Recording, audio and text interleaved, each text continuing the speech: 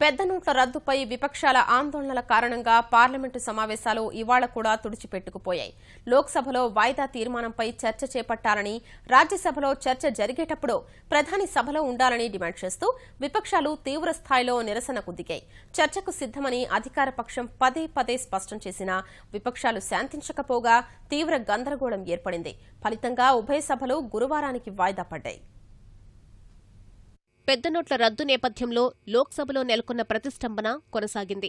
ఉదయం దిగువ సభ సమావేశం కాగానే స్పీకర్ సుమిత్రా మహాజన్ ప్రశ్నోత్తరాలు చేపట్టారు. ఈ సమయంలో ప్రధాని నరేంద్ర మోదీ సభలోనే ఉండగా పెద్ద నోట్ల రద్దుపై వాయిదా తీర్మానానికి తాకీదులిచ్చిన కాంగ్రెస్ ఆ అంశాన్ని లేవనెత్తింది.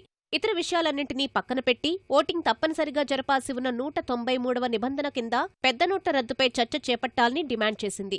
ఇందుకు ఇతర విపక్షాలు మద్దతు పలికాయి. ప్లకార్డులు ప్రదర్శిస్తూ ప్రభుత్వానికి వ్యతిరేకంగా నినాదాలు చేశాయి. విపక్షాల తీరుపై అసంతృప్తి వ్యక్తం చేసిన అధికార పక్షం ఏ అంశంపైనైనా చర్చకు సిద్దమని స్పష్టం చేసింది.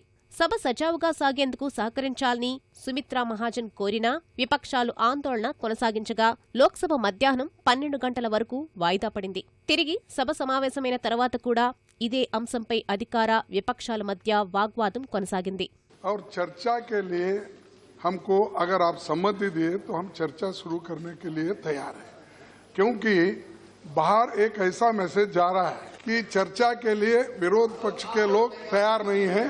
लोगों के जो तकलीफात है, कठिनाइयां हैं, उन कठिनाइयों को जनता के सामने सदन के माध्यम से रखने के लिए हम सदैव तैयार हैं।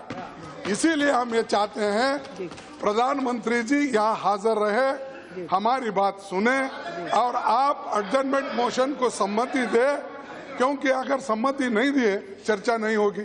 लोग चाहते सदन चले, लोग चाहते बहस हो जाए, लोग चाहते उसमें सरकार क्यों ये निर्णय लिया, इसमें तकलीफ क्या है, उसके बारे में विपक्ष का सुझाव क्या है सुनने के लिए लोग चाह रहे। हम गरीब के हित में, देश के हित में हमने ये निर्णय लिया है।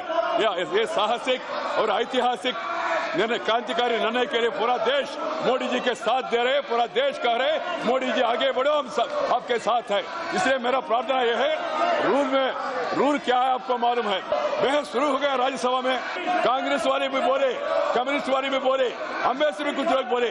अचानक इन लोगों के बीच में क्या हुआ मुझे समझ में नहीं आ रहे। इसलिए मेरा विनती है विपक्ष से, कृपया बहस होने दीजिए, तुरंत होने दीजिए, आपको जो कहना कह दीजिए। प्रधानमंत्री का आपने मांग किया वो भी आप सुनाइए, फिर बाद में सरकार उचित निर्णय करेगा। हम चर्चा के पक्ष में है।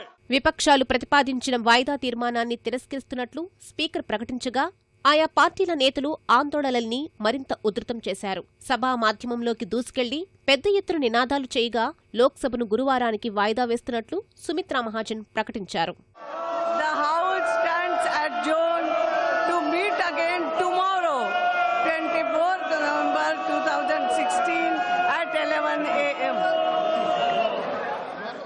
రాజ్యసభలోనూ ఇదే పరిస్థితి కొనసాగింది. ఇటీవల మరణించిన మాజీ సభ్యులకు సంతాపం తెలిపిన వెంటనే విపక్షాలు తమ ఆందోళనల్ని తిరిగి ప్రారంభించాయి. పెద్ద నోట్ల రద్దుపై చర్చ సమయంలో ప్రధాని నరేంద్ర మోదీ రాజ్యసభలోనే ఉండి సమాధానం ఇవ్వాలని డిమాండ్ చేస్తూ నినాదాలు చేశాయి. సభ సజావుగా సాగేందుకు సహకరించాలని chairman Hamid Ansari, deputy chairman Kurien కోరినా విపక్షాలు ఏమాత్రం వెనక్కి తగ్గలేదు. ఏదైనా అంశంపై చర్చ జరుగుతున్నప్పుడు సభలో తప్పనిసరిగా ఉండాలని ప్రధానిని కోరడం సభా సంప్రదాయం కాదని కురియన్ వివరించినా ఆయా పార్టీలు లెక్క చేయలేదు. ఈ గందరగోళం మధ్య మధ్యాహ్నానికల్లా 2 సార్లు వాయిదా పడ్డ రాజ్యసభ చివరకు గురువారానికి వాయిదా పడింది. House is adjourned till 11 a.m. on Thursday, the 24th November 2016.